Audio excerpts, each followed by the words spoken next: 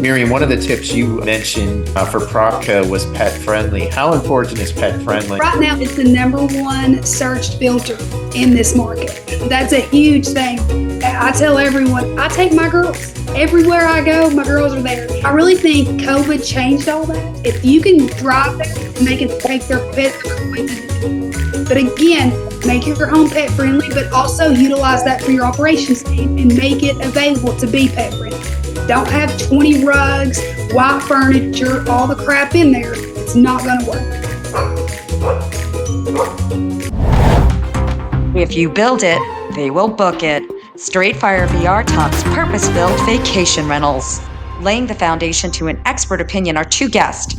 First, we have the owner and CEO at Carolina Retreats, Mike Harrington. Adding to the discussion is the founder and CEO of Logure, Sebastian Long. Our co-host and regional director of business development at V-Trips talks business built to last, Miriam Ramsey, the founder and CEO of V-Trips, as well as our host, Steve Milo, is here to inspect the arguments. Steve, go ahead and greenlight the show. Hey, thank you, Heather. Well, I've got a great panel today. We're going to talk about property companies, Propco, as they call it. I'm fascinated in it because I personally have a Propco in Smoky Cove working with Miriam that's separate from V-Trips, but I also have some experts, Michael Harrington, who's doing his version of Propco, and then Sebastian Long as well, who's doing a little bit different version of Propco. I really believe that purpose-built vacation rentals are the future of the industry, and controlling more or less the end-to-end experience also is a big part of it. So, Michael, last time we talked in depth, I was making a purchase of your vacation rental division, and you told me you were going to take the proceeds and invest at that point into hotels, and you were converting them into vacation rentals. I know you've done quite a bit since we last talked. How's it going? Well, I certainly reinvested. I can tell you that, and it never ends for some reason. But yeah, it's going good. We've deployed and we've now owned 4 separate hospitality properties. They're more or less small hotels, boutique hotels, inns. We do have one vacation rental. But yeah, it's good. You know, it's been plugging along. Learned a lot about the capital side of trying to keep these things up to par and keeping them running. But you know, so far so good. Yeah, so we're going to get into the capital side in a second, but my understanding is you were taking more or less smaller hotels. I saw, I think 2 or 3, and they were able to make a certain amount of income running them as a hotel, and they had a certain level of overhead. And then you went in and you not only purchased the hotels, but then you did quite a bit of renovation. The renovation required to turn a hotel room into vacation rentals. And sometimes that meant demolishing walls and taking 2 rooms or 3 rooms and converting them into a 1 or a 2-bedroom vacation rental.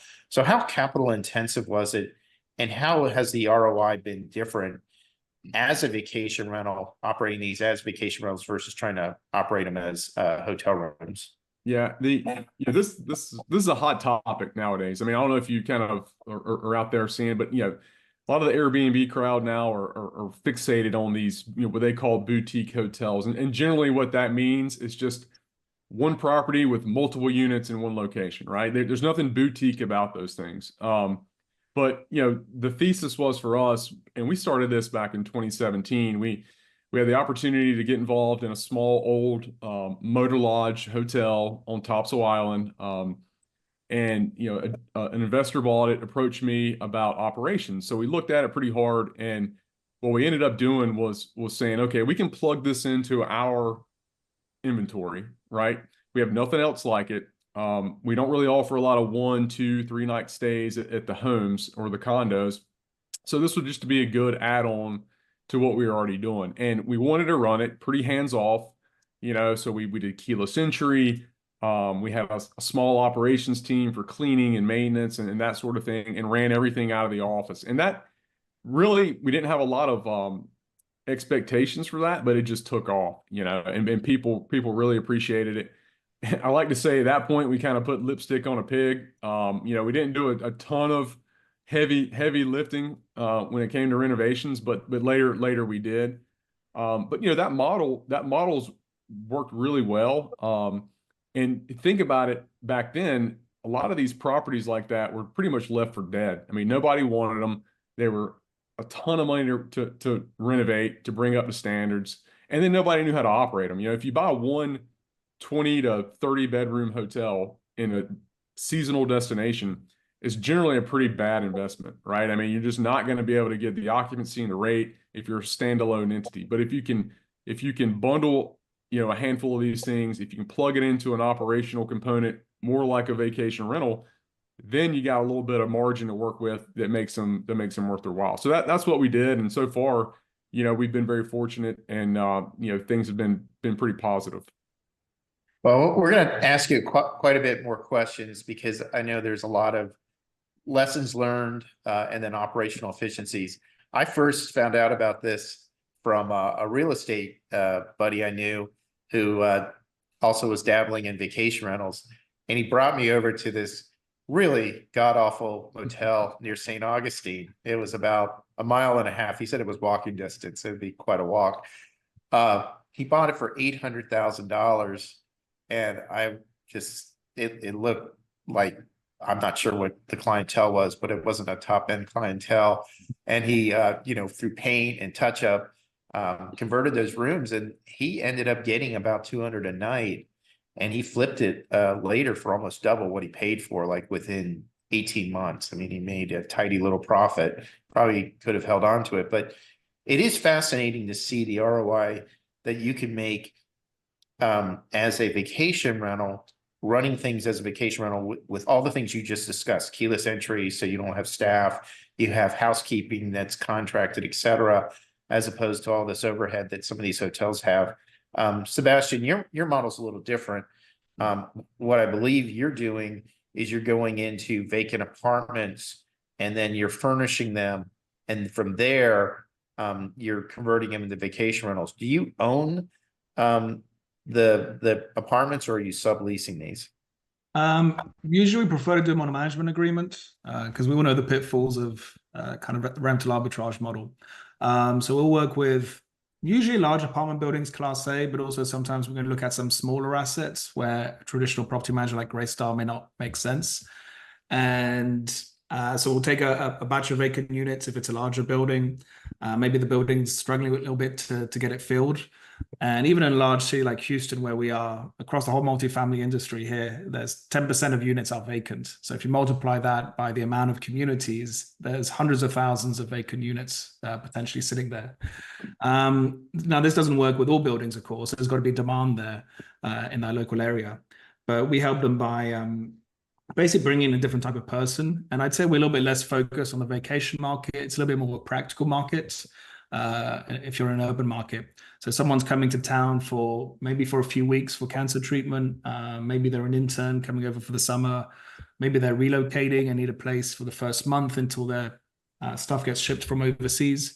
And there is, of course, also that sort of traditional hospitality market, people coming on vacation or for events to watch sports teams.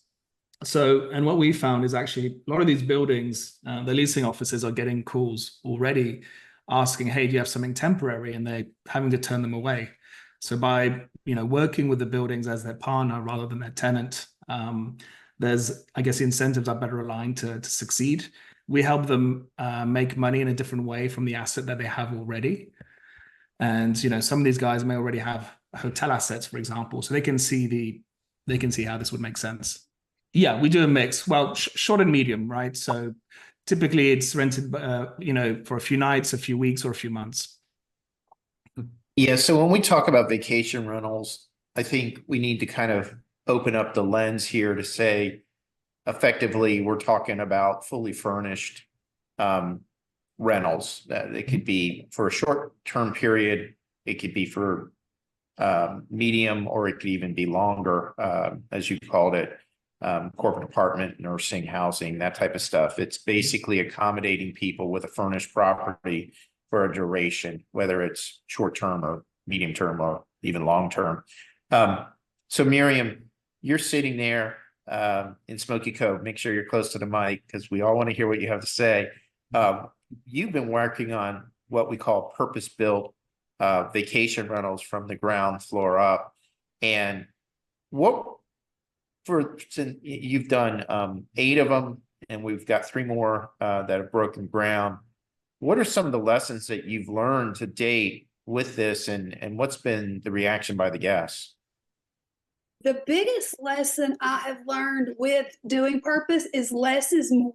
You know, you hear guests want different things. What we've really been able to do and do better, and really a ton of guest feedback, is opening up living areas instead of having larger bedrooms. The biggest takeaway is having open-ended bathrooms, so multiple entrances in living areas to go into bathrooms, not just having bathrooms that are available in suite to bedrooms. I think that's the biggest thing that we have learned, and we changed after our very first build. And that was a little bit with Steve. Steve walked in, he's like, I can't get to the bathroom from the kitchen. And so I think seeing that and then getting, you know, multiple guests coming in, having bathrooms available, you don't really think about that as just an every night rental, but being able to access from the game room, from the pool area, from any part of the house, you can get to a restroom without going through a bedroom is one of the biggest things that we done. And also not putting in dressers. We had a ton of feedback that dressers are not used in my market. So we don't have any of that. We have drawers underneath the beds that pull out. In the closets, I did built-in shelving. And then there's a hanging rod to hang if you are going to unload your clothes. Most people that come to the Smoky Mountains pack out of their suitcase and they live out of it for the 2 to 3 nights that they're here. That's definitely not everyone's market, but it's definitely something that we learned. And then able to go in and out of a room. So you follow the wall with housekeeping. Going in, there's not going to be stuff under the bed that gets a guest complaint, right? We were very mindful of giving the guest, the consumer, what they want. So every month I get with our marketing team, what is the most Google searched items when you're picking your vacation rental? For us right now is swimming pool and being pet friendly. All of our units are pet friendly. They all have pools in the basement. You know, things like that, making sure that you're always one step ahead of what they're wanting. You know, having an arcade game. We have the pool table and the arcade. If I didn't have room for the pool table, we wouldn't use it. Yes, it's a top 10 searched amenity, but it's not a top 5 search. Always go with what is that top 5 appeal. And that's what we're doing. Having fire pits outside. Every one of our properties, if is allowed, we have those put in. Just because, again, it's a top 3 search. So Miriam, I'm going to ask about amenities in a few minutes again, but when we were building these properties, talk about what you learned. Like you stopped having bed frames built, like you had someone custom make the beds with the frame. You had all this stuff custom made in part to make it so people couldn't hide stuff under the bed, although you created those drawers, which was pretty ingenious, that the beds actually had drawers underneath them, the bed frame. So what I learned is beds are not made to quality that we all was accustomed to prior to COVID. And so it was also being able to get stuff, getting the beds that we wanted. I was traveling a lot more with work and just going into different Hiltons and Marriotts and seeing kind of that style format, right? You go in, they have the built-in closets. They have beds that are built to the wall. So I came back and got with my contractor who, God love his heart, probably hates me. But I was like, I won't. So I doodled. You can see as we're talking, I'm really not taking notes. I doodled. So I went back to, his name's Philip, and I'm like, this is what I want. And he's like, Miriam, that's a stick man in a 2x4. What are we doing with that? And I was like, I need built-in beds. Well, I think what Miriam is talking about also is she learned the hard way that you not only have architectural plans, you've got to put in the furniture in the architectural plan right at the beginning, because I know she was mad because I walked into one of these rooms and I'm like, there's wasted space everywhere. Where's the bed going? How's this working? Right? Remember those days? Oh, yeah. So this is what, so Steve doesn't see big picture. He doesn't realize you have to build the house, put the floor, and then build beds. He's like, "What is this?" I'm like, "I'm building a bed right here, Steve. Simmer down, teapot." So yeah, that's what people don't get. You have the regular floor plans, but then like with us, we build in beds. We also build in nightstands. We build in floating shelves under the TVs, so you're not having that, right? And so like having that long-term vision of here's where the TV is going to go. This is just not a random 2x4 or bench. This is actually a floating shelf underneath the TV. So not only do I have to have floor plans, I also have to have interior floor plans so everybody gets the vision. We were talking to a developer because they were looking at getting something custom built, and we're saying, you know, whether you're buying furniture and putting it in, but if you build it in, that actually becomes part of the overall asset value. So actually, in terms of how you finance it and everything else, that can be a little bit better for your project. Oh yeah. And it also saves money on flooring, right? So like where I'm doing built-in beds, I'm not having to put the flooring all the way across. I'm putting it on top of, you know, the subfloor and molding it out. So you save money, but then you also get that higher end reward because you have the built-in furniture, right? So, as somebody as a small developer myself, I've been through all this, and you know, you're exactly right. I mean, like you have to plan from day one of where this stuff's going to go, or you're going to get yourself in a mess. And we've done both, right? We've been in a mess, and we've been able to kind of get ahead of it. But yeah, you're right. In the furniture piece of it, a lot of folks discount a little bit, but really you need to save some money in some other areas and spend it there because that is a major component of it. You certainly don't want the best fixtures in the entire place and then you have IKEA furniture in the rooms, right? Like that defeats the entire purpose. So yeah, that was very smart to go ahead and think about that from the beginning. I'll tell you something else we did with doing those built-in beds. We put nicer mattresses, and that's something that people don't think about. We put commercial grade pillow top, extra foam. We didn't have to use the bottom, right? So having that extra, you are able, and you justify and you make sense of what is the consumer wanting, but you spend the money that's actually needed and what's going to give the guest a better experience. Mm-hmm. Yeah, so Michael, I wanted to ask you because Miriam touched upon it and you kind of rightfully said you are managing now resorts. So how important have you learned the impact of amenities and kind of really thinking through amenities in terms of really driving your overall ADR? Because I imagine you've learned a lot. Yeah, I mean, you know, we have two different things to think about. We have in the room, and then we have, you know, common space. Since we're more hotel aspect than traditional standalone vacation home. But you know, I would say if I had to put money, you know, into something, you know, let's say an exterior big outdoor event area or fire pits or all this, it's nice. It looks great on photos. I think spend the money in the room first, and then you can do that stuff second, because you definitely don't want someone to come up and be wowed by the outside and then just be totally frustrated on the inside because there's not enough hooks. You know, you didn't think about the size of the bed. You didn't think about you need a chair and you need a little table over here. But you know, bathrooms are very important as well. Don't skimp on bathrooms. We did a full scale renovation of our property in Oak Island, gutted it, and we decided to do full on tile walk-in showers, which was extremely expensive, right? You know, custom glass doors, the whole thing. But you know, the payoff is incredible. I mean, you know, you can inch those ADRs, especially as that demand comes and people kind of get wind of it. I mean, there's really a payoff on that sort of stuff. So, you know, certainly think through that, you know, as you're getting into this. No, absolutely. Listen, that's what we did. We did the tile showers with the bench seating, the double heads. Spaces for their soaps to be put in. We did do a shower tub combo, at least one in every house, just because having that for the kids. But no, you're definitely correct. Making sure you put what the higher end stuff, because that's where you need to spend the money. So Sebastian, have you had the ability to work on amenities for your properties? Do you own or are you subleasing any of the buildings? Do you have the ability to kind of work through on the common amenities, or is that still something you're not able to do? I'd say it's still something that's we're working on. So the buildings we're working with to date have been sort of pre-existing. So the question then is, what kind of small things can we do with this existing space? So maybe it's something as simple as agreeing to have a luggage drop-off spot. So for people who need to check out.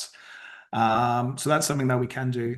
But also, as some of these buildings are sort of reinvesting their amenities, we can start to have a seat at the table in terms of some of the recommendations that we have. In some of the buildings where we operate, we have quite a few units. So our guests, are a big part of the users. So being able to bring that perspective. And of course, on a new build, we can definitely have more of a say, maybe even to the point where we're getting operational space to make things easier to manage. And I would add, one more thing also just in general around amenities. Online, I'm seeing more and more this sort of amenities arms race. You see some of these single family homes are getting like a ridiculous amount of amenities out there.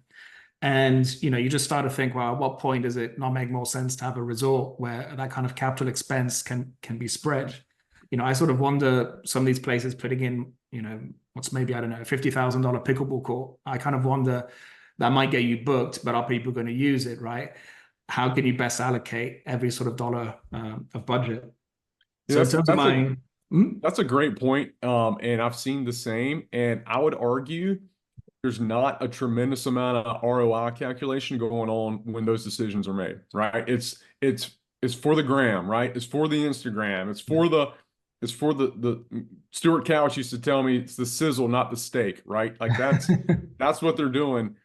And granted, I'm sure it helps book the properties, but I just don't see the payoff with something like that. So my family's been in hospitality 42 years. They launched what was initially a campground on some family land. Now it's sort of a glamping resort on 25 acres. So when they're looking at amenities, the number of sort of units they have to sort of divide that cost by is very sort of different. And so you can start to put in some, resort style pools and things like that.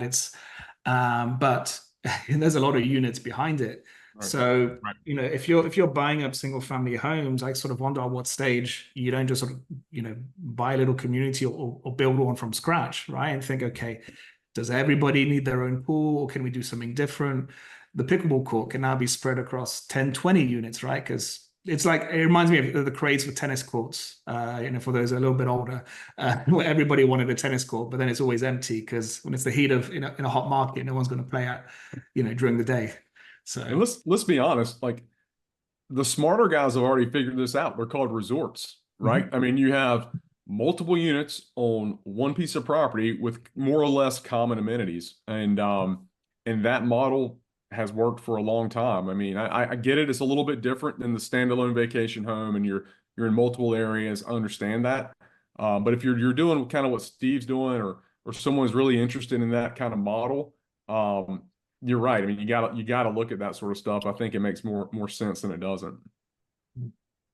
One of the things that's for sure is I think we're at a point right now where it's cheaper in many cases to build than to buy and renovate and try to add pools and things like that. I think given everything, the cost appreciation in these markets, that if you have land, and now you can control the building cost because costs have come down, supply costs have come down.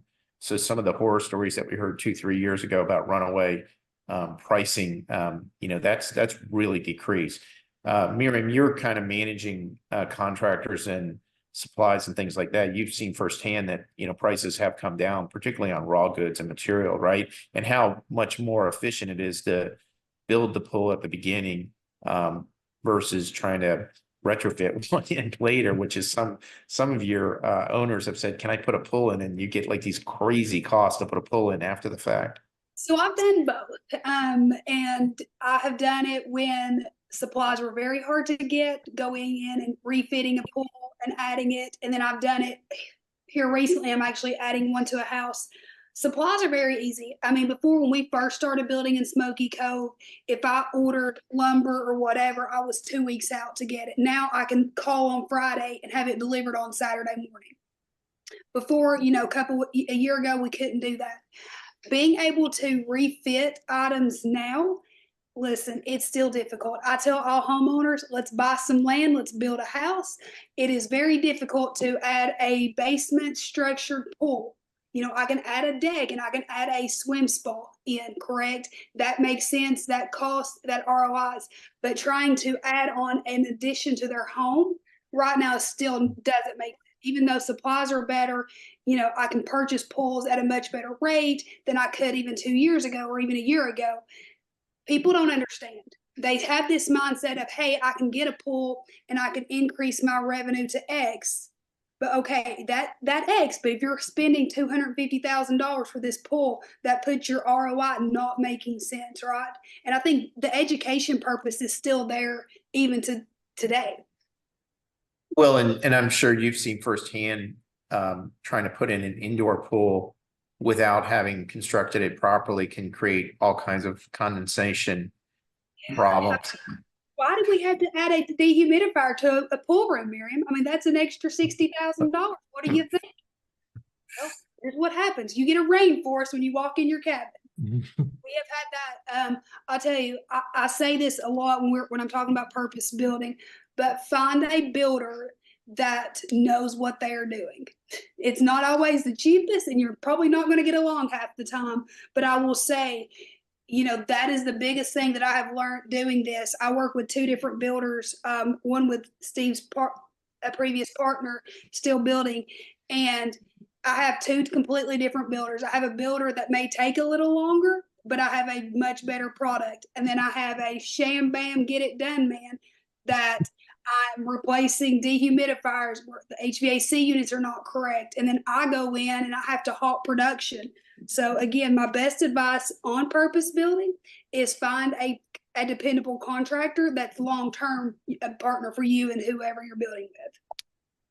Yeah, Mike, you want to mention how important it is to have a good relationship with a contractor, because I'm sure we've all had bad experiences and it can be a nightmare. I mean, it's vital. It's vital. That's pretty much the first thing you're going to go try to find when we're considering a project.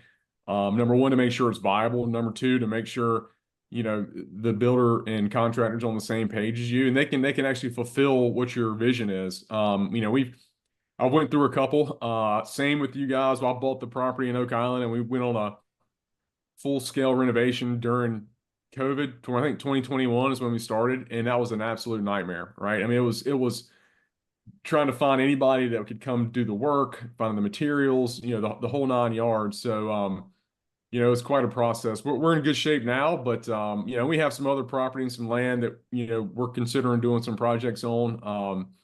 But I think that's the wild card too. It's while price of building has come down from its peak, it's still expensive. And you got to make sure that the property that you have, maybe you're in that for a good price. All of those factors matter when you decide to do a project. And I don't want to sit here and tell people to run out and start building purpose-built homes. They're going to get rich, because there's 2 sides of the equation. There's the ownership side of the asset, and there's the operational side of the business. And those 2 things, are not, exclusive. So ownership, I want to have long-term equity appreciation in the asset. So sometimes I have to make decisions that might affect the operational component as far as reinvestment and repairs and upgrades or what have you.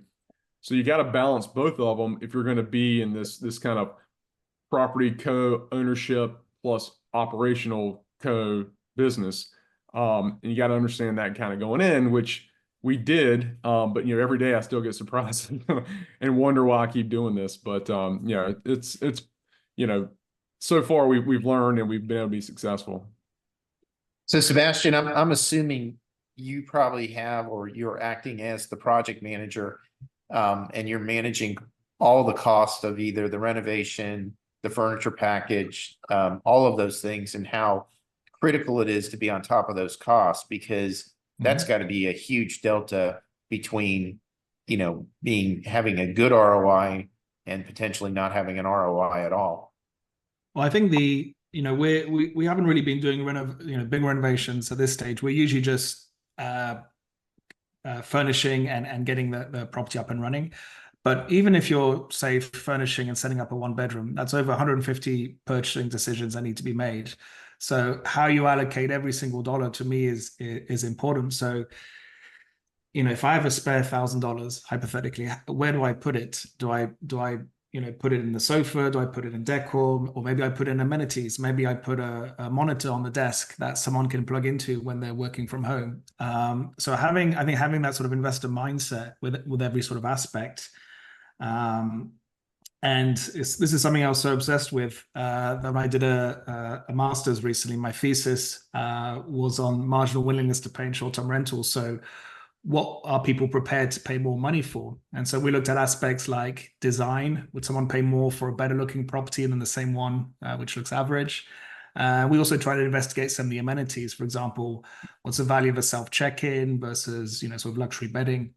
And, it was more about kind of really kind of thinking kind of where do I spend the money with so many decisions to be made? And I think more often than not, I think, Mike, you were saying earlier on, it may look good in the pictures, but if you get there and it's not practical, and that can be tiny things like you go to bed, is there somewhere to put your glass of water, to plug your phone in? And if there isn't, they're just going to cause frustration. And to me, great design is sort of effortless. You don't notice it because everything just works. But bad design kind of really grates. And it'll be little things like that. You'll be like, oh, I can't wait to get home because the pillows are too thin. There's no, it's a pain to charge my phone. I have to bring in an extension cord just to make it reach. So that to me is the bit that you have to do it kind of thoughtfully at the same time. So I'm going to ask one more question to Miriam, then we're going to get into the fun conversation of financing and all that good stuff. Miriam, how important is it to think about the cleaning and the wear and tear? Because I went in there and the first property was pretty complimentary, where you made it almost indestructible, like the counters, the flooring, everything was made in a way where it was almost impossible to stain and almost impossible to break stuff. So I think it's really the mindset of what you're doing. I've been doing this for 15 years. I've pretty much seen and heard it all as far as guests coming in and just tearing stuff up or destroying it, whatever you want to call it. I think that's the biggest thing that we done was putting it in. So if the housekeepers come in, we teach our housekeeping to follow the wall with cleaning. I'm not, beds are mounted to the floor. You can't have to go under them. Having the granite countertops easy to clean, having good stainless steel to be able to wipe off, making things very easy for operations. I think that's where we forget when doing purpose built, it's not always just about the consumer. It's making it easier on your operations team to be able to go in there, being very mindful, right? Mindful of your guests, but also mindful of your team that comes in and does cleaning, does maintenance, making sure it all flows. Yeah, Steve come in and he was like, oh, look at these floors. I'm like, yeah, they're scratch proof. His foot starts rubbing on it. Again, when you make your homes pet friendly, look, I have 2 golden doodles. They go everywhere. Making sure they're not scratching the floor because we want to keep being pet friendly for our guests. Buying commercial furniture that is scratch proof. Look, it does cost a little bit more money, but I will say it's not as luxury as far as the couches that you would typically see. But again, it's a consumer product where they're not going to be scratched up and they are going to be durable. They're comfy. They're just not as classic, right? But look, it's being able for the operations team to go in, get their job done, and getting it ready for the guests coming in at 4 o'clock. That's a great point. Extremely great point. I mean, if you can do that from the onset in a purpose-built vacation rental, say you have a housekeeping closet, right? So they don't have to drag all their stuff over there. It's right there. They unlock it. They knock it out. They're done. Yeah, phenomenal point. Yeah. So I put a housekeeping closet in. I also put extra supplies, light bulbs, batteries, filters. Everything is there that my housekeeping needs. So my guests are ready. Look, I push letting guests in. I have my housekeeping there at 10 a.m. If they can get a guest in there by 1, get them in, right? get them in and move them out. Well, and Michael, because you and I both come from vacation rentals, we've seen firsthand where we've had owners who spend money, a lot of money on furnishing or 800 thread count sheets or things like that. Or one White case, someone couches. had, Don't- someone Please do not put pointed a out- white couch in there. You know, I mean, An Jesus. owner had put a white couch, and I said, "What the hell am I going to do with this? It literally is the color of the Kleenexes here. Who gets? And it's ruined." I remember this owner pointed this egg, and she's like, "We have to make sure the renters sign a waiver because this egg is worth $20,000." And I said, "Take the egg with you." Yeah. Yes. I mean, it's just crazy, right? And what Miriam's pointing out is things like the floor. I mean, you don't need carpet at this point. It's just ridiculous. And then there's other things like couches, which, they're just wear and tear. I mean, you're better off buying a couch, maybe spending $1,000 for a sleeper bed, and just figuring out every 2 to 3 years you'll have to replace it. But Michael, I'm going to switch now to financing. When I started Smoky Cove, I thought, oh, okay, I'm not going to have a problem getting financing. I've got a good balance sheet. I've got a track record, and I own a management company.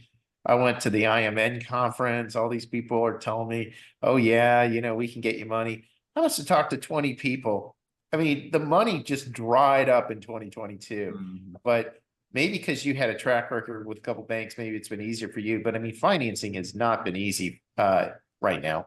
Yeah, what we've learned, it's not necessarily that difficult to take the property down to acquire the property. The biggest thing is the vision of all of the repairs and renovations, if that's what you're doing, is what we did, and then how to bake that into any finance. And so, we've been successful with more local regional banks, creating a relationship, doing that sort of thing. But even then, there's a tremendous amount of discussion going on with the project, the projections, they're looking at it as a hotel, but yet they're also saying, well, you're going to do this as a vacation rent. Like, how do you marry the two together? I mean, we've had to be honest, we've had to put in cash for renovation. And then what we do is we turn around and refi it out as much as we can, if we can get any out at all. But that's really what we've done. And granted, that's a bigger risk, I guess, if you're putting your money in and putting your money where your mouth is. But if you want to do it, you want to do it right, you want to go ahead and get it over the goal line, that's what you're probably going to be looking at, especially today. So yeah, I mean, that's unfortunately what happened with me. I had to put my own money in it. Yeah. And then once I got the CO, then I was able to recapitalize it. I think we're now at a point, hopefully, where we have a big enough track record where we'll start to be able to get construction loans.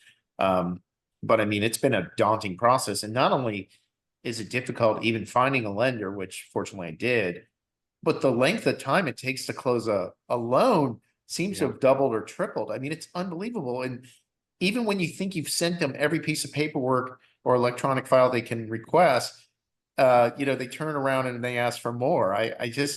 It's almost like they want to have an excuse not to loan you money at this point. It's unbelievable. They do. And I also want to touch on real quick though, sort of the advent of the people that coming in and raising capital as, general partners, right? And they're either developing or they're buying a bunch of assets and they're creating this fund and they're doing this. I mean, I'm sure that works. I mean, to a certain degree, I've yet to see it really work on any scale.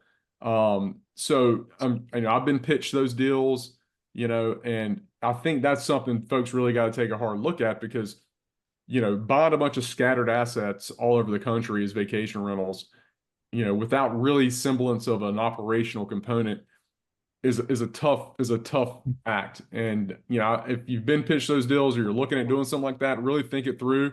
Make sure, because when, for me, if I was ever going to take any outside money, I would want to treat that dollar a lot better than I treat my own dollar, right? So you got a lot of riding on it when you do that.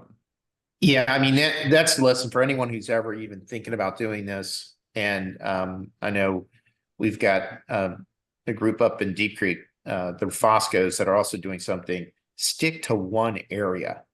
This scattershot thing that was coming out and Avon State raised a lot of money doing scattershot. It does not work. I mean, Smoky Mountain, I was, fortunate enough to buy 50 or 60 acres after a big fire.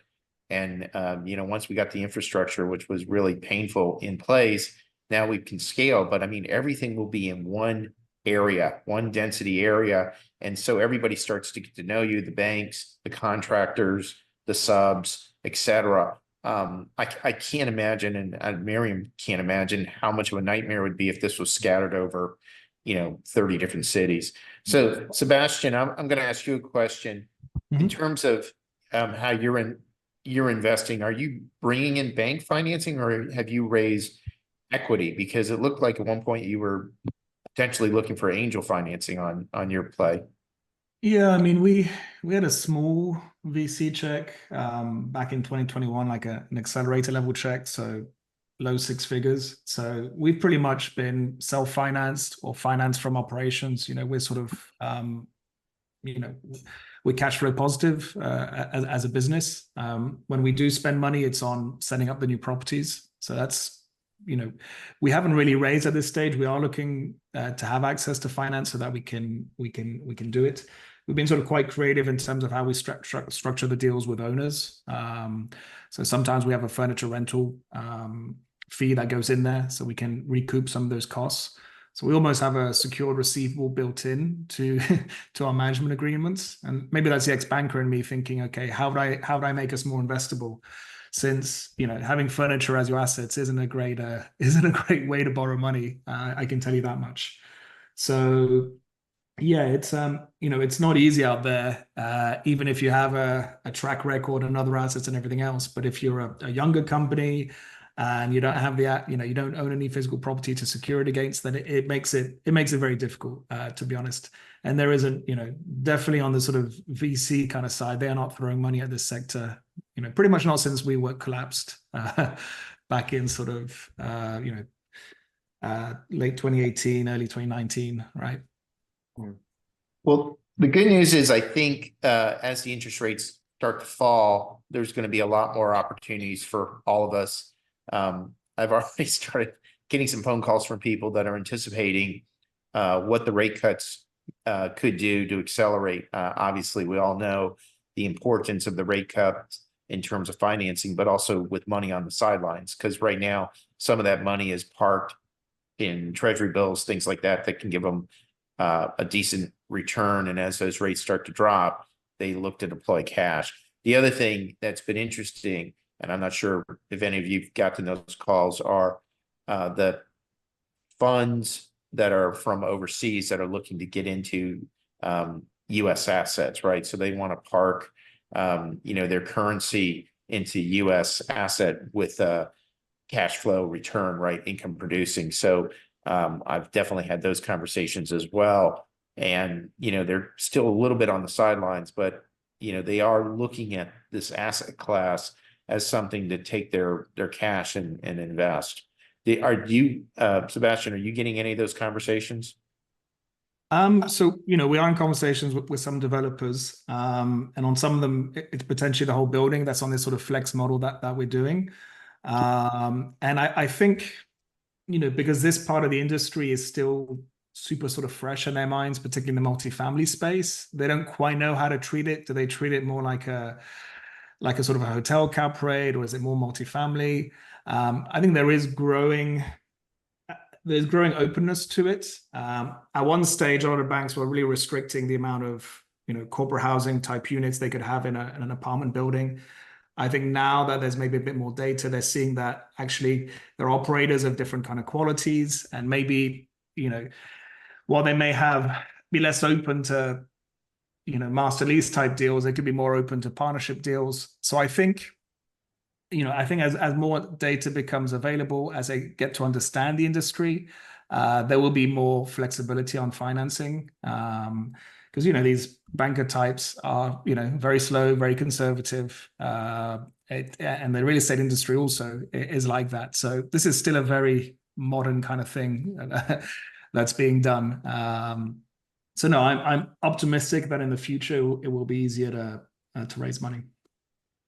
Michael, you getting any interesting conversations, or are you just kind of quiet in your North Carolina area? We speak with quite a few owners of properties. Most of them want to sell them to me. That's usually the conversation. But our model is a little bit different. I'm more of a long-term ownership minded model, and we want to own these assets. We want to own trophy assets. We want to steward these assets, and we put our expertise on operations on top of them to do that. But you never know. I mean, if we had an opportunity to someone's wanted the entire collection, or if we wanted to sell the management business or partner on that, we would look at it. But at this juncture, we're pretty holding tight. I think a lot of people are holding tight in that space, just seeing what happens with the rates and the election and just the economy in general before making really big decisions. So, Well, my prediction, Mike, is someone's going to look to your OpCo and use it as a way to buy more PropCo, because I mean you've kind of created a pretty neat model here, taking what you call mom and pop hotels or whatever, roadside motels, and converting them into vacation rentals. I mean it's a very fresh idea, and then you've also been able to show that you've been able to do distribution and all the marketing and things like that are critical to make it work. So in the time we have left, we're gonna talk about some tips. Miriam, one of the tips you mentioned for PropCo was pet friendly. How important is pet friendly? And again, that ties into making sure that the property doesn't have areas that can stain easily, right? So right now it's the #1 searched filter in this market. So that's a huge thing. People, look, people are going to bring them. So make your home available for it. I tell everyone, I take my girls everywhere I go. My girls are there. And I really think COVID changed all that. Stop, Steve. And people travel. If you can drive there and they can take their pets, they're going to do. But again, make your home pet friendly, but also utilize that for your operations team and make it available to be pet friendly. Don't have 20 rugs, white furniture, all the crap in there. It's not going to work. Michael, are your properties pet friendly, and do you have any other tips? Yeah, 2 of ours are pet friendly, and really that's a big selling feature for us. Not every room in the property is pet friendly, however, we do have to kind of segment that out. But yeah, extremely, and not only good for increasing occupancy, but we charge a pet fee, so that's additional revenue. I know we didn't get into a lot of the nuts and bolts of the operational stuff, but I would caution anybody looking to get into what I do, not discouraging you, but when you attach hotel, motel, inn, whatever it is to something you're doing, people expect a certain level of service, right? And I've seen a lot of people, more or less the podcast crowd, who's saying we're going to buy a hotel, we're going to fire the manager, that's going to drop to NOI, good luck, right? Good luck doing that, especially in today's day and age. But just make sure you know what you're getting into when you do that. So, Sebastian, are any of your properties pet friendly, and do you have tips as well? Yeah, so we they all can be pet friendly if they pay a fee to the building. The building is still treating them like a traditional apartment pet, as in they want a $200, $300, $400 application fee. We have negotiated with some buildings a smaller fee. So yes, they all can be. Obviously these days we struggle to a certain amount with, service animals and emotional support animals. So, even if we didn't want to be pet friendly, the reality is there still are going to be pets in the properties. So one of the things we found is obviously knowing if there's going to be a pet coming, letting housekeeping know in advance so they can spend a bit more time. Generally speaking, we try to be more and more mindful now when we furnish these properties of the maintenance aspect, the housekeeping aspect, to make it easier. So you've mentioned things like rugs and sofas, of course, being mindful of that. Not spending a massive amount, of course, because they're going to be hard wearing and need to be replaced. But yeah, we would definitely like to have properties where from the get-go we don't have this high fee where we can build in maybe a nightly rent, because again, there's demand there. You know, being a pet owner myself now, I sort of understand that more and more. I'll tell you something else, and you hit on it a little bit. We supply 3 comforters per bed because with being pet friendly, we change the comforter. I have our team change the comforter every guest. So we don't have in this market, we don't have the traditional same one. Every house has 3 comforters, so they just switch it out. And we've done duvets and duvet covers, so you're just taking off the outer part, right? So at least it makes it reduces the total amount of laundry if you're going to wash it every time. That's assuming people are washing it every time, because the problem with comforters is you never quite know, right? They don't wash them every time. I can guarantee you. Yeah. I go, even being in this business, I'm checking into a vacation rental tonight. I will throw that comforter either I'll fold it, put it in the floor, or put it in the closet. I'm not using it. And I'm staying in the one that we manage. Well, yeah, that's the thing. That's why, you know, in Europe, you know, duvet covers and duvets and duvet covers are far more kind of popular. Even when you go to a hotel and they're doing the triple sheeting, you know, by the end of the night, whatever the comforter in the middle is sort of loose, and it's, you know, you don't really want to think about it too much, do you? Fold it up and stick it in the corner. Yeah. Well, and just assume if you have something that's pet friendly, that there's going to be a dog sleeping on the bed. So Yeah. we can all, you know, let people know that that's going to be reality. All right. Well, hey, thank you, Mike. Thank you, Sebastian. Thank you, Miriam, for another great episode of Straight Fire VR. You can find earlier episodes on our website at straightfirevr.com. Thank you again. To watch previous episodes of Straight Fire VR, go to www.straightfirevr.com. For questions and comments, you can reach us at straightfirevr@gmail.com.